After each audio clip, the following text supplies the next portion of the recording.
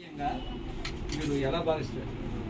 ఇప్పుడు టైటిల్ కంటే ముందు మనం హోందాతనం ఇవ్వాలన్నా చేయాలన్నా బట్టనండి. బట్ట గౌరవం అయినా ఏదైనా సరే బట్టలోనే ఉంటుంది. కొంతమంది అయితేనండి టైలర్ని కార్మికుడుగా అంటున్నారు.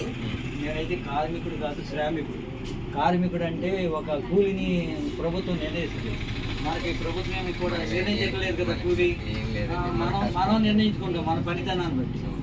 దానికి ఏమంటారు మీరు? అంతే కదండి. మరి ఇప్పుడు మనం చేసేది మన కష్టం మనకి ఇది అవుతుంది తప్ప మనం ప్రభుత్వం సాయం కానీ ఏమి ఉండదండి. మనం చేసుకునేదండి. మీకైతే నగరంలో ఉన్నారు కాబట్టి ఇంకొకటి అండి, మీరైతే నగరంలో ఉన్నారు, మీకైతే కొంచెం బాగానే ఉంటుంది పని. మరి గ్రామీణ స్థాయిలో ఉన్నటువంటి టైలర్స్కి ప్రభుత్వం నుంచి సహాయం అందాలంటారా? మరి అది అందాలంటే అందుకే కదండి ఇప్పుడు ఈ రెడీమేడ్ వచ్చిన తర్వాత అవి కూడా తగ్గిపోయినాయండి. పల్లెటూరులో కూడా అది లేదు, పని పోతున్నారండి.